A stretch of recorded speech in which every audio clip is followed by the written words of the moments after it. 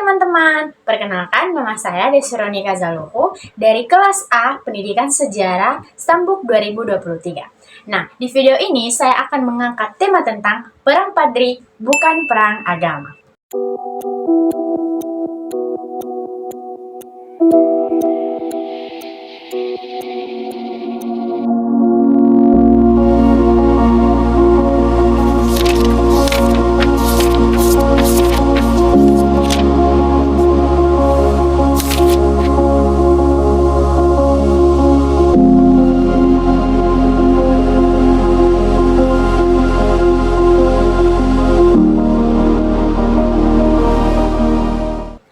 Teman-teman pernah dengar nggak tentang Perang Padri ini? Biasanya kalau kita dengar-dengar dan baca di buku pelajaran, Perang Padri ini sering dijelaskan sebagai perang agama atau perang saudara antara kaum Padri dan kaum adat yang ada di Minangkabau.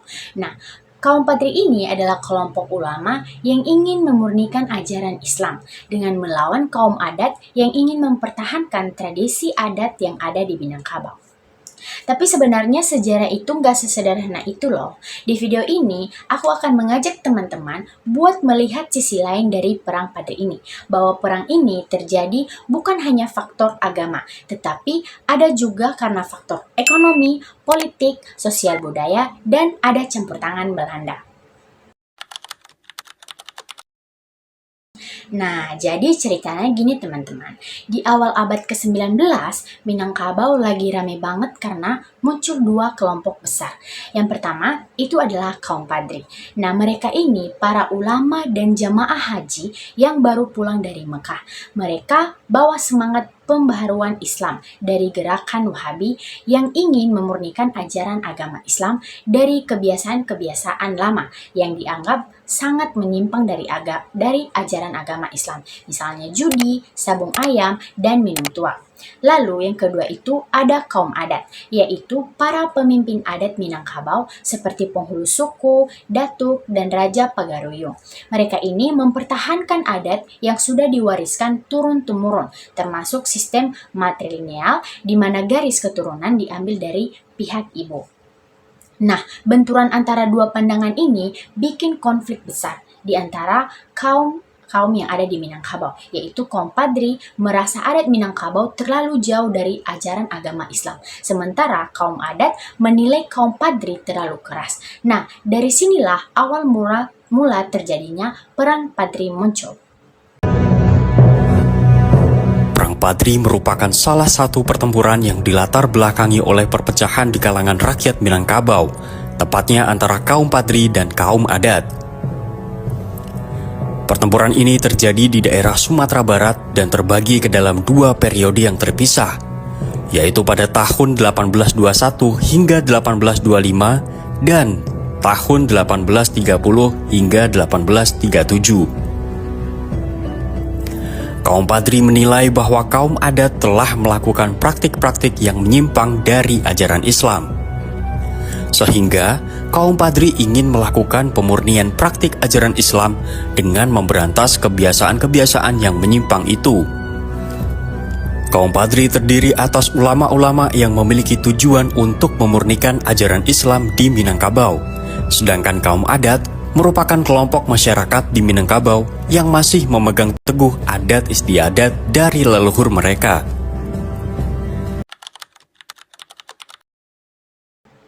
Tapi teman-teman, ternyata penyebab perang ini nggak cuma soal agama. Kalau kita lihat lebih dalam, ada faktor-faktor lain yang bikin perang ini menjadi konflik besar yang ada di Minangkabau. Nah, yang pertama itu faktor ekonomi.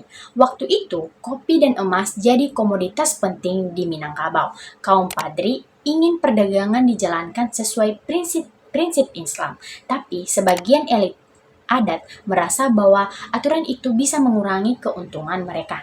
Akhirnya muncul perebutan pengaruh atas jalur perdagangan. Dan yang kedua itu faktor politik. Ini juga soal kekuasaan.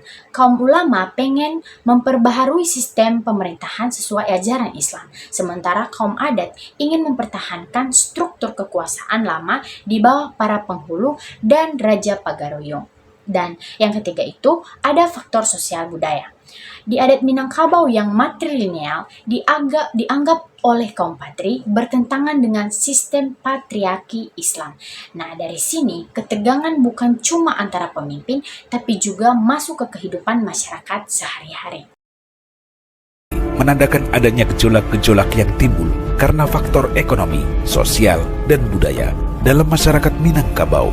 Perseteruan antara kaum adat Minangkabau, kaum ulama Padri, dan pemerintah kolonial Hindia Belanda menjadikan gaya perlawanannya yang khas atau berbeda dari berbagai perlawanan-perlawanan yang tersebar di Nusantara pada masa kolonial.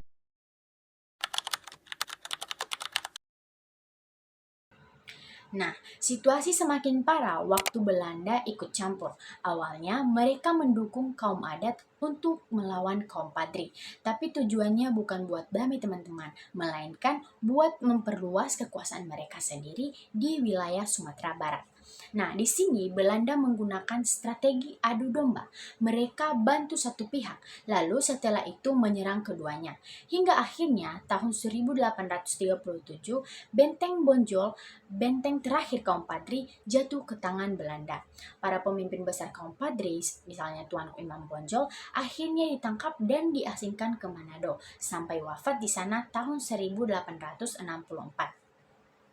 Nah, walaupun kalah, perjuangan Imam Bonjol dan rakyat Padri tetap dikenang sebagai bentuk perlawanan terhadap penjajahan. Nah, jadi dari cerita panjang ini teman-teman, kita bisa melihat bahwa perang Padri bukan sekedar perang agama. Ini adalah perang multidimensi yang melibatkan banyak faktor, mulai dari faktor agama, ekonomi, politik, budaya, sampai ada campur tangan kolonialisme Belanda. Nah, sejarah itu nggak hitam putih. Kalau kita mau paham sejarah dengan benar, kita harus melihat dari berbagai sisi. Nah, sebagai video ini bisa bikin kita semua lebih kritis dalam memaknai masa lalu dan sadar bahwa konflik seperti Perang Padri inilah yang ikut membentuk identitas bangsa kita hari ini. Terima kasih sudah menonton. Jangan lupa like, share, dan terus belajar sejarah Indonesia dengan hati yang terbuka. Sampai jumpa di video berikutnya. Bye-bye.